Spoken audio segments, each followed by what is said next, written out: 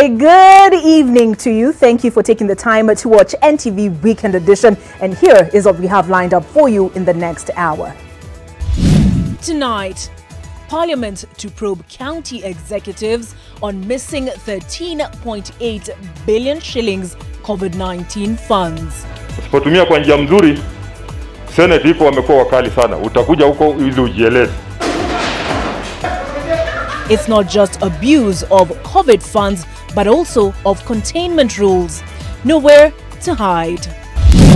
And they go out looking to earn a living until it turns into a living hell, especially for foreigners. Anaanza kusumbua, anataka mulale na yeye. Ikafika mahali baba mwenyewe akataka kunirape by force. Dirty games played on cleaning ladies. House helps in need of help in houses. Also tonight, one day I used to run from here to school and come back for lunch and run back.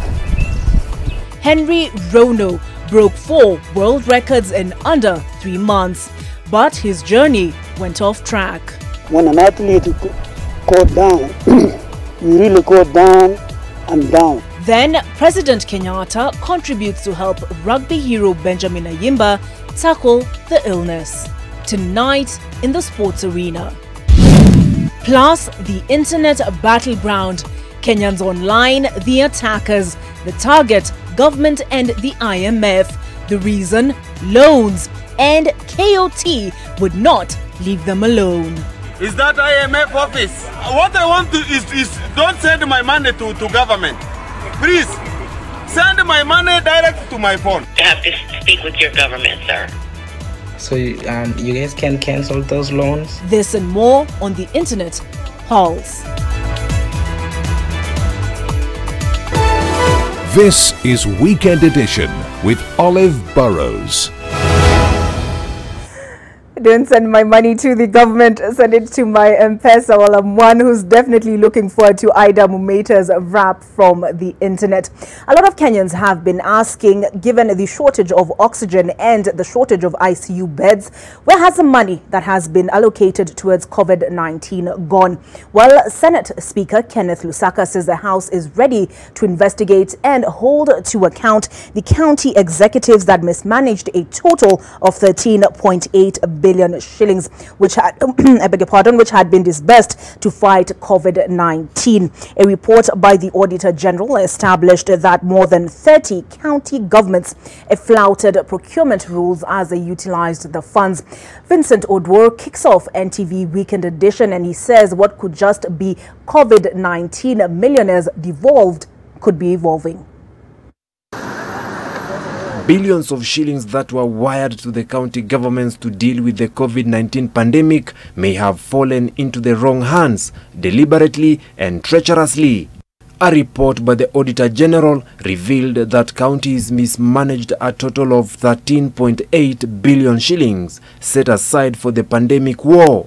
33 county governments bought COVID-19 related items without procurement plans, even as others blatantly misappropriated funds from the Kenya Devolution Support Program (KITI). Some counties are listed as having contracted suppliers without valid contracts to deliver COVID containment items, while others contracted private firms. The National Assembly's Health Committee has summoned the respective county health executives to appear before it from the 19th this month to answer the queries the Auditor General has raised. The Senate is also looking to address the matter as members of county assemblies are put to task. Na hii pesa ikikuja, vile mheshimiwa amesema ufanye kazi sawa sawa. Sababu sipotumia executive wako hapa, MCS mko hapa, you are the first call of oversight. Usipotumia kwa njia mzuri, Senate iko wamekuwa wakali sana. Utakuja huko ili ujieleze. Majority Leader and your team, you are the primary oversight machine. We encourage you to make sure all our resources are put to good use. Amid the COVID-19 funds embezzlement, which ultimately denies wananchi their much needed and deserved reprieve and relief, the pains of health and economic strains are being felt.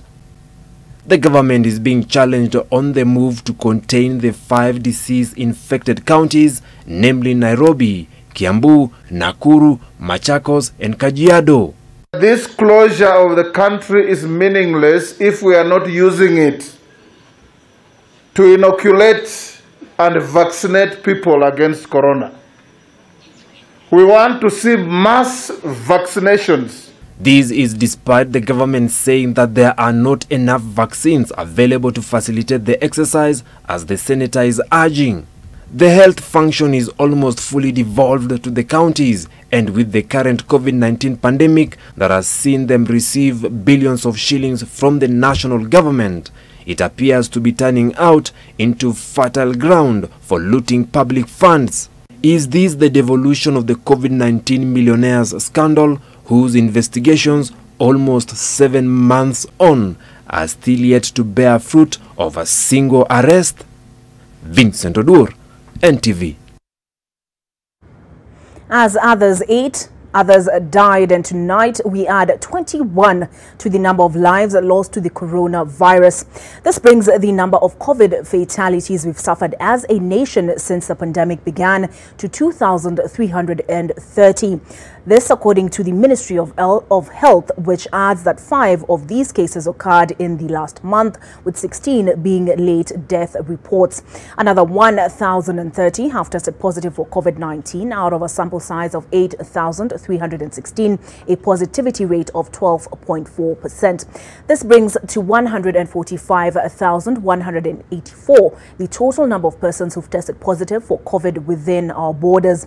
The number presently admitted to hospital with COVID-19 are 1,616, a quick recovery to them, with 247 of them in ICU. Those recuperating at home are 4,243 in number. We can, however, report, fortunately, 422 recoveries based on the Ministry of Health's records. This brings to 98,605 the total number of patients who've recovered from COVID in the country since the pandemic began. More than 40 people have been arrested for flouting curfew and COVID-19 prevention protocols in Laikipia East after security officials held a night raid along the border of Laikipia and Meru counties. This as Kenyans are urged to follow the rules given the law, and they need to pull their weight in fighting the pandemic.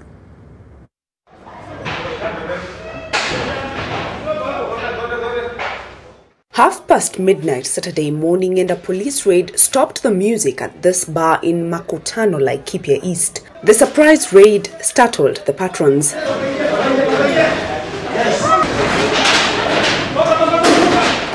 This one tried to escape through the roof, but his plans fell through, and he himself fell right into the arms of the police.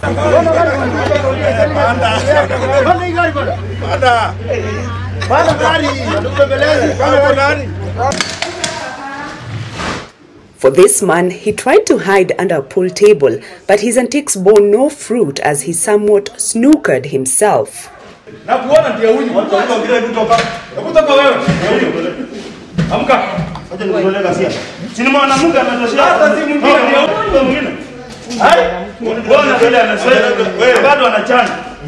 Area police say the pub, which is right at the border of Laikipia and Meru counties, has gained notoriety for flouting curfew and COVID-19 restrictions.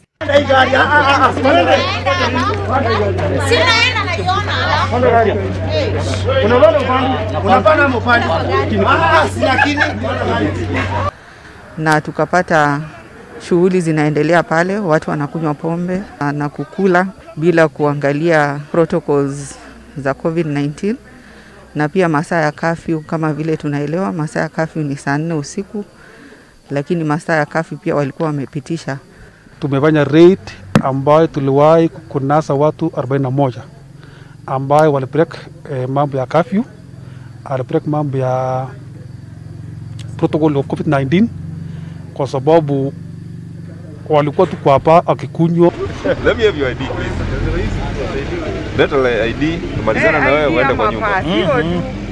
You can't do this.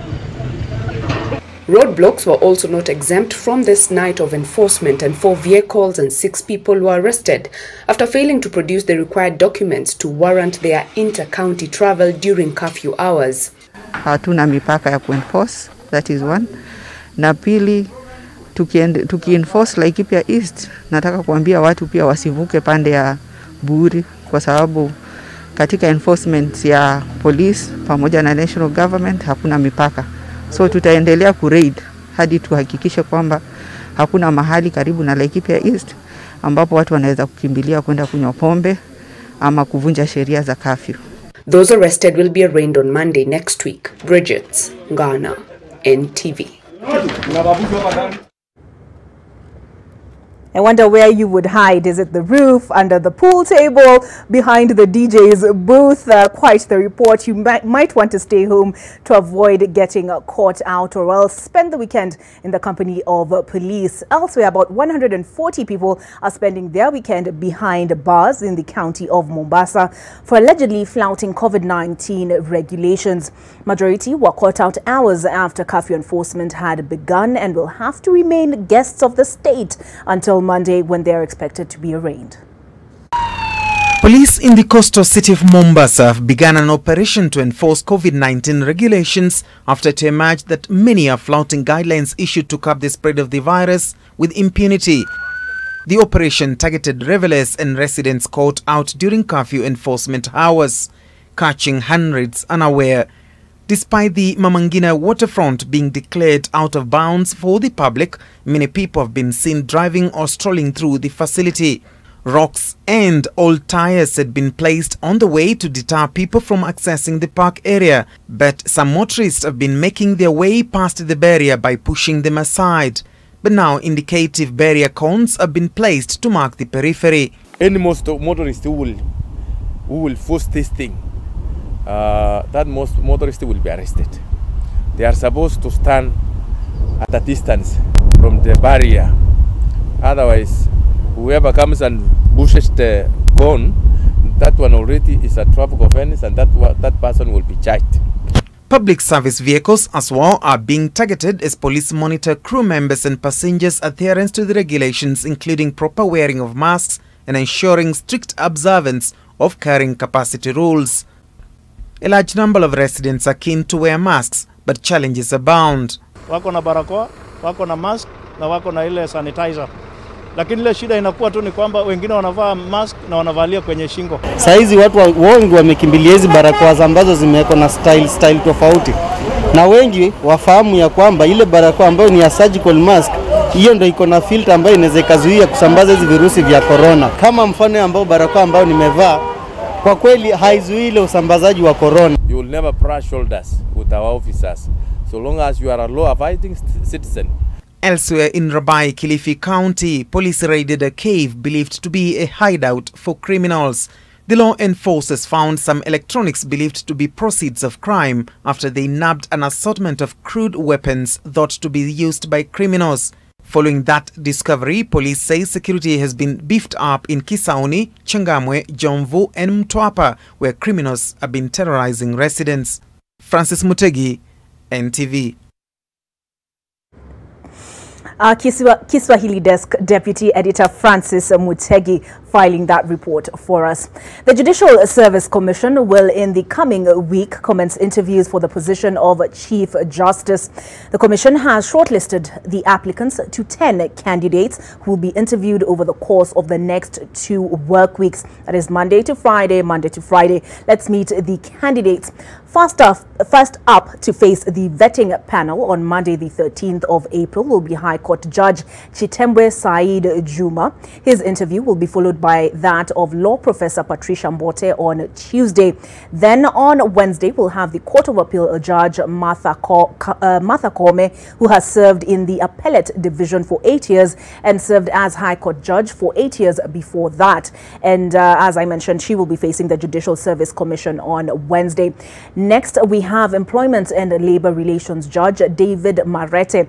He worked in the Office of the Attorney General for 17 years before taking up his position in the Employment and Labor Relations Court, division, I should say, of the court, and he will be followed by Senior Counsel Philip Murgo, a former Director of Public Prosecutions, on Friday.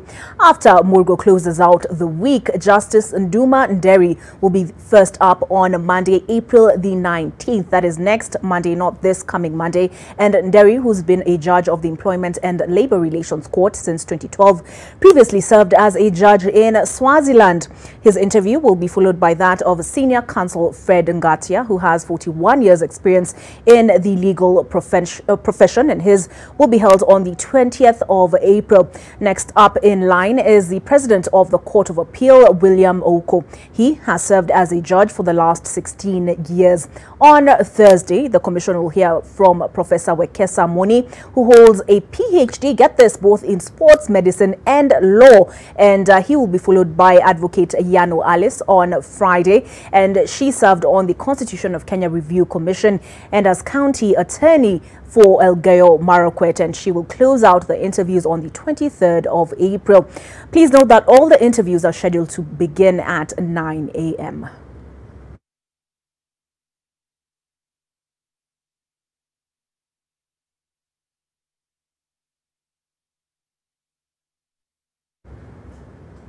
An ambulance belonging to the Kenya Red Cross has been involved in an accident at Arata Bay in Kabarnet, Baringo County.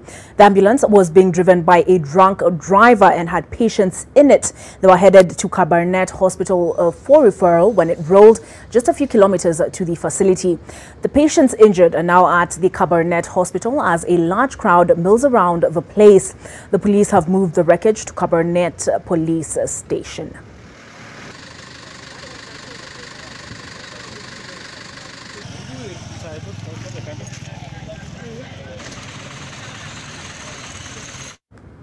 If indeed it is established that the driver was drunk and driving patients at the time of the accident, how unfortunate. On the backdrop of Kenya's thriving tourism industry, like communities praised for sticking to indigenous ways of life which support the ecosystem they live in. But this has come at a cost. Lives have been lost and some maimed every time humans clash with wildlife. The communities are now calling for the disbandment of the Kenya Wildlife Service, KWS, for what they say is laxity in protecting humans from harm-inflicting wildlife or even follow through on compensation. This Sunday, NTV's Bridget Ngana tells the story of communities living around the Masai Mara Game Reserve, and she tells the story of human-wildlife conflict. Here is a sneak preview. Tuko na shida kubwa sana. Ameniuma hivi, kandoa meno moja ya juu, na kaniuma tena pande akatoboa na kanitoboa pande. I was attacked by the buffalo when I was looking after the cattle. Nilikuwa naona kama nitakufa. Wildlife are also found in community areas. Nakula ng'ombe kila wakati, kuna mwenye anatushughulikia. We as Kenya Wildlife Service will delegate our functions as far as the management of human-wildlife conflicts is concerned. We want KWS disbanded, and we want a new entity created that understands what conservation is. We're here to tell you why the community felt that KWS should ship up or ship out.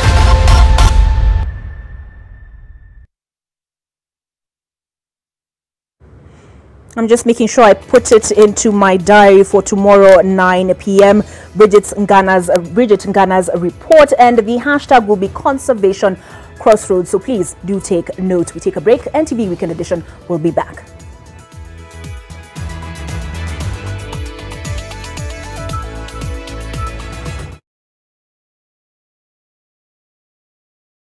Pampers Pants is now available with a 2-piece pack at only 50 bob.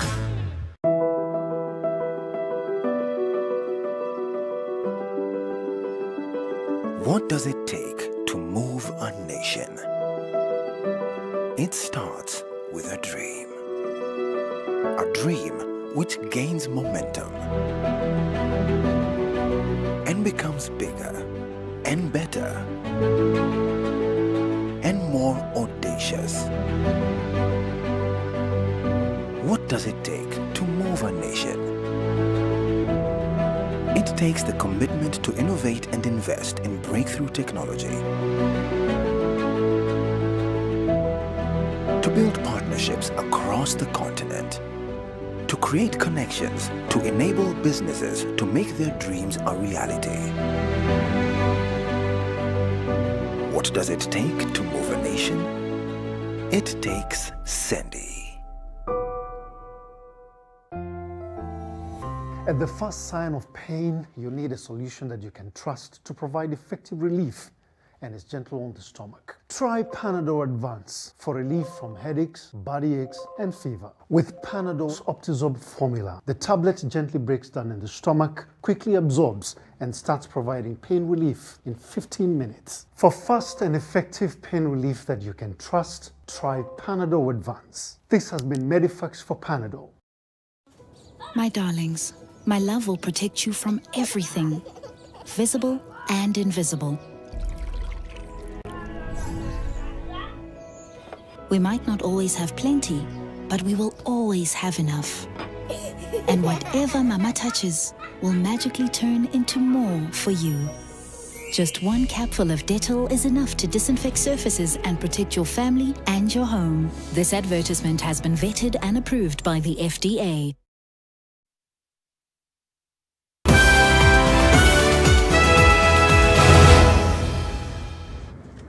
Thank you for staying with us on NTV Weekend Edition. Now, many other times, various people employ the services of mostly ladies who do household chores, and they're commonly known as Mama Fua. For some in Nairobi, they say that their pursuit to earn a living has been a tough one, and as they've had to deal with sexual advances from their employers, disrespect, and many other forms of exploitation. More so for non-Kenyans. Nuru Abdulaziz delves into that issue. They are often known as Mama Fua from the Swahili title, which refers to domestic cleaning ladies. You'd probably meet them in an estate looking for casual jobs such as washing clothes, utensils, houses, amongst household chores. Here in Nairobi, some of them are from neighboring countries like Tanzania and Uganda. Some claim that they face many challenges during the job, challenges that have allegedly been increasing, particularly now during the COVID-19 pandemic. Theirs is a story of looking to make a living, but ending up in what is akin to a living hell, one from whose flames they may not always be in a position to easily escape. Hata anajua una idea kuna mali pengine penye utafanya nini, penye utaenda. Sasa kupitia kwa hiyo hali anaanza kukusumbua, anataka mulale na yeye. Baba yako anaenda kazi, lakini mama bosi wangu alikuwa anaenda kazi. Ikafika mahali baba mwenyewe akataka kunirape by force. Nikapiga nduru, majirani wakaniokoa. For the non-Kenyans, they say their experiences have been difficult as they have had to endure tough situations. Sasa unatoka hapo tunaenda Isili, unaenda kufulia mtu. Utaenda kwa nyumba mtu utaangalia nyumba bedroom kama 4-5. Mtu atakwambia hata 2,000. Na watu wanaishi kwa ile nyumba karibu watu ngapi? Watu 10. Ama 3,000. Hata kwambia kama hata utaki ufanye nini? Uende. Aside from sexual harassment, they claim to also face mistreatment and disrespect from other people in the households where they work. Utapata hadi watoto pia wanakukontrol. Unafanya hapa wanaenda wanamwaga wanakuambia auntie kuja upanguza hapa. Na wezi kata. Mama atatoka huko ataanza na kelele. Their experiences are allegedly worsened by what they explain to be exploitation by way of underpayment. Mwezi kuisha unapata karibu 3,000 ama 2,000. Mtu hata kupea pesa yako. Hata kwambia kuja kesho. Kesho utaenda. Hata kwambia kuja kesho. Inakuwa sasa mnasumbuana na mtu. Some of them resort to getting married to Kenyan men in the bid to cushion themselves from hardship, as well as address the lack of a work permit concern. Without the permit base covered, they have to find ways of keeping out of trouble with police and still get by, thereby exposing them to more exploitation. Kila penye naenda kuchukua idwa na kuambia huyu ni Muganda. Bado sometimes ukienda huko kwa Oria anakuuliza antu uko na ID, unamwambia hapana, anakuambia kama hauna ID mimi sitaki, nitatafuta mwenye kama ID. Ningeomba tafadhali mtu saidie. Wamama wenye tunafua Isili tuko na shida. Kenya ningeomba serikali tusaidie. Ni venye tutaishi East Africa. Tunaweza tumia kwa idea ya Kenya kufanya kazi Kenya, idea ya Tanzania kufanya kazi Kenya ama passport kama inaweza tusaidia. Due to these challenges, the women formed a group and partnered with the Livelihood Advancement Organization that sought to empower them. One of the things we did was to supply them with sanitizers and soaps and masks, so they can be able to, keep themselves safe as they walk to the areas of looking for jobs, but also to give the confidence to their employers. According to the organization, the women risk falling into crime if their challenges are not addressed adequately. Nuru Abdulaziz, NTV. Definitely a conversation starter. Now, in what could be seen as a move to defrost what have been years of Kenya and Tanzania's frosty relations, covered in sheets of public relations, Sports Cabinet Secretary Amina Mohamed was on a mission to Tanzania as President Uhuru Kenyatta's special envoy. President Kenyatta has invited his Tanzanian counterpart, Samia Suluhu Hassan, to Kenya for an official visit. President Suluhu said that her government will do its part in improving relations between Kenya and Tanzania. President Kenyatta also passed the same message, saying Kenya is willing to work with her neighbor to the south in development and cooperation. The Sports Cabinet Secretary was accompanied by Kenya's High Commissioner to Tanzania, Dan Kazungu. In a bid to strengthen relations with other East African countries, President Suluhu is also set to have an official state visit to Uganda on the invitation of President Yoweri Museveni.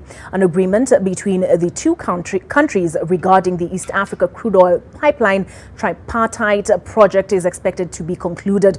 The two countries have a history of strategic partnerships that involve trade, security, education, agriculture, among others.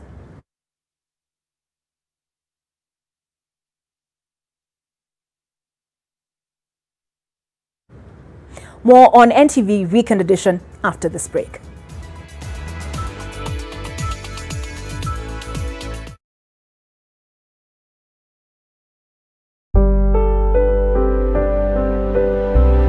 What is family?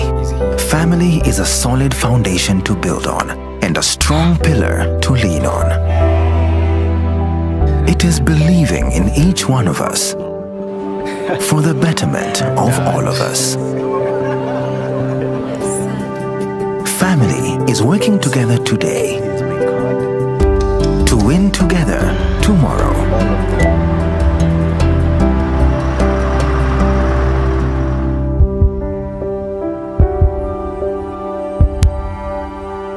It is creating opportunities for a lifetime of happiness. It is knowing we are valued, respected, understood, and most of all, supported. The future is bright because you can always bank on family. Family Bank, with you for life. No matter what's going on in the world, there's one place you can go to stay up to date with the latest global news. The BBC News World Service app helps you go behind the headlines and make sense of what's going on around the world. And with a call to listen button, you can listen to live radio without using your data. Download the BBC News World Service app and start listening today. This looks different. It is. See for yourself. Okay, so it's a photo. Look closer. Photos within photos. What about video? 8K video. Beyond cinema quality. So you can pull portrait quality photos straight from video. But will it last the whole trip? Battery for the whole trip and the way back. This is different. Told you.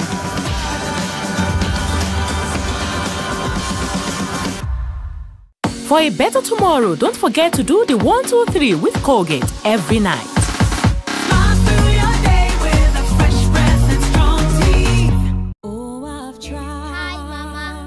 From your first day at school to you captaining your soccer team, no matter how old you are, you'll always be my baby. That's why I trust Dettol to clean, protect, and keep you refreshed every day. I still can't believe how quickly you've grown. Dettol, tested effective against COVID-19.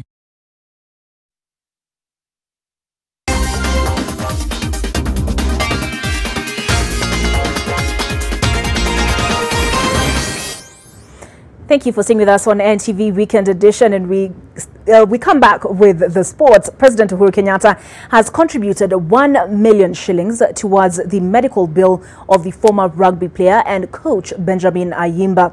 The move, which comes 2 days after the ailing coach's condition was publicized, was confirmed by Nairobi Senator Johnson Sakaja. Ayimba, who led the team to their first World 7 Series title, is receiving treatment at a Nairobi hospital where he was admitted 3 weeks ago with cerebral malaria at the high dependency unit, with his condition said to have worsened since he started treatment late last year. The family is planning on transferring the veteran coach to the Kenyatta National Hospital for specialized treatment, but this can only happen when the outstanding bill has been settled. Well wishers can send their contributions through the pay bill number. Please take it down, 80216673. I'll repeat it, 80216673. And the account name is Benjamin Otieno Medical. Benjamin Otieno Medical. I'd like to thank all the Kenyans for the overwhelming support that has been given the past few days. My father has been a very loyal servant to this nation, and the support you've given is very encouraging. My other sisters and all the other family members who are not here, we are overwhelmed by your love. We are overwhelmed by your support, financial and prayer. Please continue with it. My brother is truly sick. He's struggling for his life, but he's still there. And we thank God for everything and for his life and for what he's given to this nation. 11 Nairobi-based Football Kenya Federation Premier League clubs have received the COVID-19 vaccine, ready for possible league resumption. The vaccination process was facilitated by FKF in conjunction with the Ministry of Sports and Ministry of Health in a move to facilitate the safe resumption of football in the country. FKF has appealed to the Ministries of Health and Sports to allow for the safe resumption of football in the country so as to have a feeding pool for the national team, who are set to take part in the 2022 Qatar World Cup qualifiers in June, with their first match set to be against Uganda.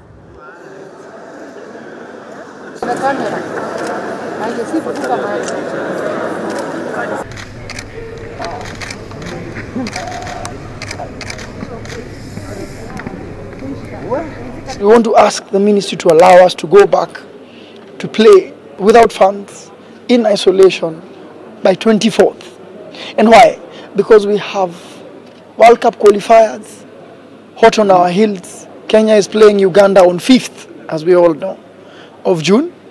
We have to have the boys ready. Kwa matumaini ya Mwenyezi Mungu, tunaomba na watu wakiendelea kutii masharti yaliyowekwa na Ministry ya Afya, tunatumaini ugonjwa utaenda chini na Rais Kenyatta atafungua nchi wakati unaofaa. Kila mchezaji sasa anataka kurudi uwanjani kuendelea na ile momentum tulikuwa nao, so itakuwa fiti sana tukirudi. Kusitishwa kwa ligi bado hujatupa muda kwa kuwa tujakuwa tukitrain pamoja, tujafanya mazoezi yetu pamoja, so tuna hope tu maybe ligi vile inaweza anza, tukikubaliwa tuanze, ta pick up juu tulikuwa tumeshinda Bidco, ilikuwa imeanza kutupatia momentum, so najua ligi kianzishwa tutajikusanya pamoja na vitu vitakuwa mzuri. Inaonyesha tunarudi uwanjani hivi karibuni, so ni jambo muhimu umetufanyia. Lazima tuwajibike, tuje tutekeleze, kwa sababu huu ni wajibu na lazima tusikilize serikali ndio tuweze kutekeleza, ndio ligi iweze kuendelea. Vile tunafikiri tumechanjwa leo, nafikiri itakuwa vizuri kwetu kuanza mazoezi kama team na itatusaidia sana kujipanga tena. Oftentimes, we find ourselves celebrating the grass to grace story. But what about the opposite? What if you have it all and lose it all? Henry Rono might not be a familiar name to many, but the 69-year-old once broke 4 world records in less than 3 months. Steve Keter brings us Rono's story of redemption on how the athletics legend went from fighting the clock to fighting the bottle. That report is here.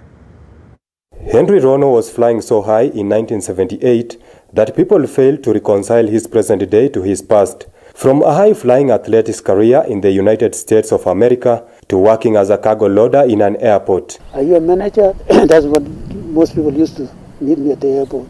So what happened with your running? Because people, they don't understand that. So when an athlete goes down, you really go down and down. Following reports in 2019 of a veteran Kenyan athlete suffering in the US, well-wishers raised enough money to bring the former athlete back home. But more questions than answers would abound. The writing on the back of the 69-year-old's coat, his world record soared for posterity, is the first thing he shows us in our visit to his rural home in Kiptaragon village, Kapsabet, Nandi County. It is here where it all started, running to and from school. That's the only thing I had, you know, and I knew that running would take me all over the world. His childhood dream would come true. A 24-year-old Rono quit Kenya Army after 4 years to attend university in Washington, USA.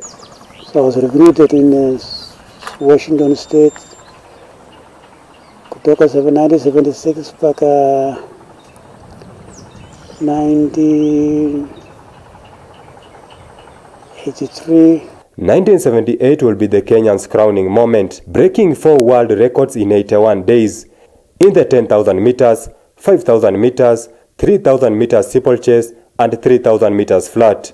And despite not participating in the Olympics due to Kenya's boycott of the 1976 and 1980 games due to geopolitical reasons, the long-distance athlete star shone bright in the US collegiate meets. And Rono sprints once more. Over it goes with him. But as Rono was dominating the world of athletics, something else was slowly establishing dominance in his life: the love for the bottle. It initially didn't show in his performance, with the then world record holder able to win after a night of drinking. He even set a new world record after a night of intoxication. It was in my nature that I could train to a certain level that nobody else could get there, you know, could reach that level. So for me to break world record was not a problem. However, his agent foresaw doom and hatched a plan to have Rono taken to a rehab. They gave me my money, and then I go to the bank. From there they accuse me that I robbed the bank. So that's the only way they can get you by force. By force to go to rehab. And that was the beginning of the end of his brilliant career. His journey down the tree of fortune as fast as his speed on the track. After I started the rehab, it became a continuation thing, you know, for years and years. My family could not understand the alcoholic person going to rehab after rehab, you know, and there's no way you can explain them why, you know.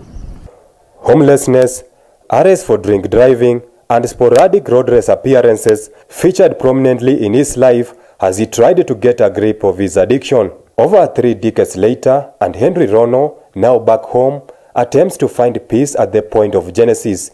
The 2008 IAAF Inspirational Award winner left his last rehab in 2015. Steve Keter, NTV Sport, Eldoret. Henry Rono. Get more of his story exclusively in tomorrow's Sunday Nation. To the English Premier League, where 10-man Leeds United stand runaway leaders Manchester City 2-1 at the Etihad Stadium. Stuart Dallas gave Leeds on in the 76th minute when Ferran Torres drove home his first Premier League goal since December for the equaliser, instead of City completing a triumphant comeback, however. I'm also told at 10 p.m. that there's something called El Clasico coming up. Real Madrid and Wafula, you said which other team? and Barcelona. All right, so we'll have the result of that tomorrow at 1 p.m. Bradley Beal's 4-point play with 6.1 seconds remaining powered the Washington Wizards to a 110-107 win over the Golden State Warriors in San Francisco. Leading by 3 with 10 seconds remaining, the Warriors had a chance to earn their first consecutive win in nearly a month. Golden State's Steph Curry led all scorers with 32 points, but it simply wasn't enough with a foul on Beal in the dying seconds, proving to be the turning point. Beal scored 10 points in the fourth quarter, and backcourt mate Russell Westbrook, who recorded his 21st triple-double of the season with 19 points, 14 rebounds and 14 assists, notched 6 of his points in the final period. Looking ahead, and the LA Lakers versus the Brooklyn Nets will be live on NTV Sunday at 3:30 a.m. That concludes the sports news. But coming up is that wrap that Ida Mumeta has prepared for us, and that is the wrap coming off of the internet. Up next.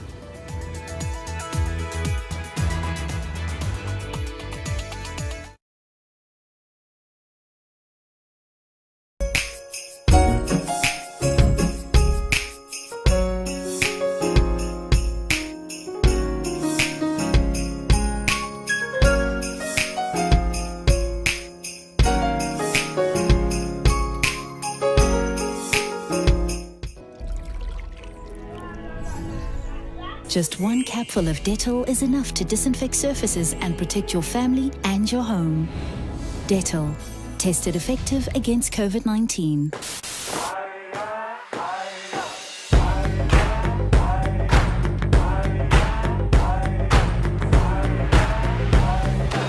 Africanacity is not just a word, it is part of who we are. And our commitment to working with you to find a way to get things done. We love Africanacity. We are one with you.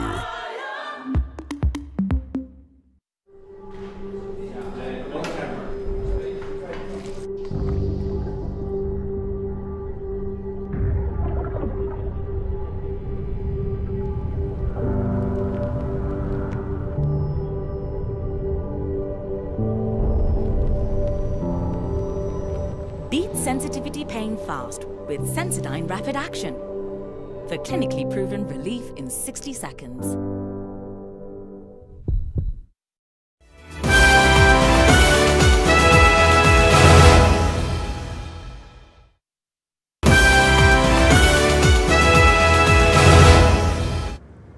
We don't want the loan. This is basically what many Kenyans on the interwebs were saying this week, and that is after the International Monetary Fund approved a loan to Kenya.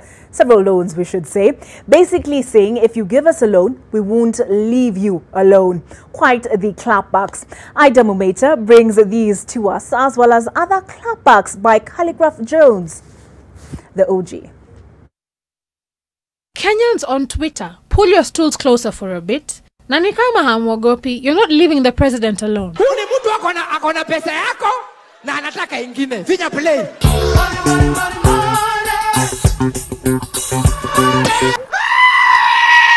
The discontentment on the interwebs was screaming. Netizens did what they do best, and hashtags such as IMF loan, stop loaning Kenya, and IMF were born.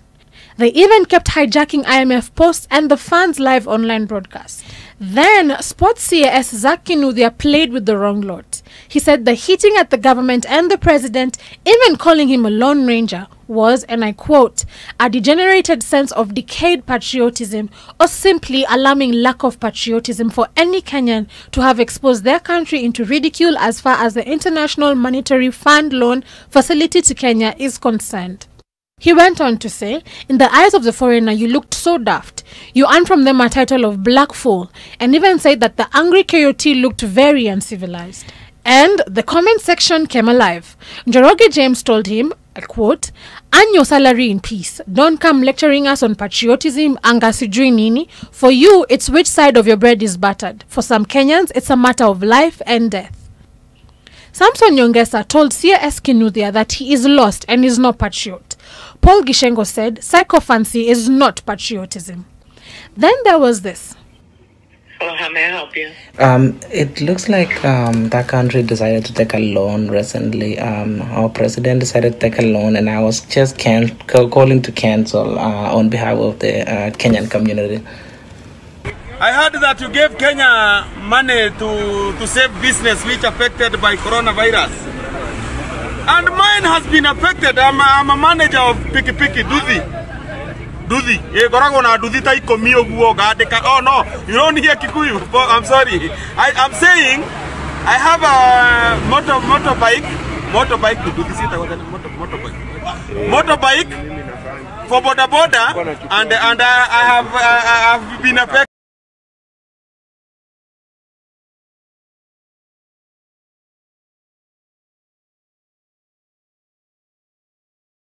With you is like, who decided and put a crown on you and said Calligraph is an OG, Calligraph is the king? Like, what allows you to be able to say stuff like that?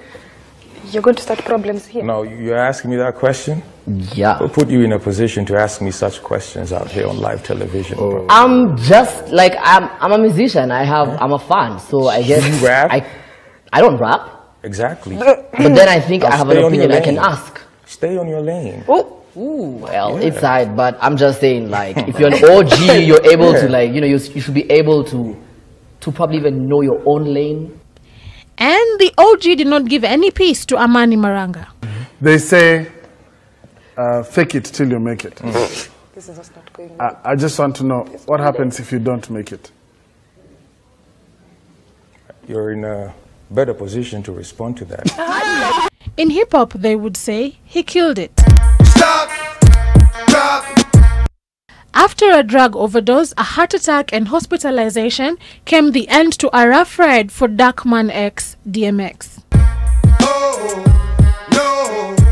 That's how rough riders roll. He died Friday with his family around him. X gon' give it to you. And X is gone. Rest in peace, Al Simmons. Ida Mometa, NTV. Rest in peace, Earl Simmons is right. And Ida, I have to say, I look forward to your rap the whole week. I'm sure, as I'm sure you do. That is Ida Mometa. And I'm not sure what my favorite part was, the goat or Manijawa Piki, then do the guy. Have yourself a good night. NTV Weekend Edition comes to a close, but the jump down is up next.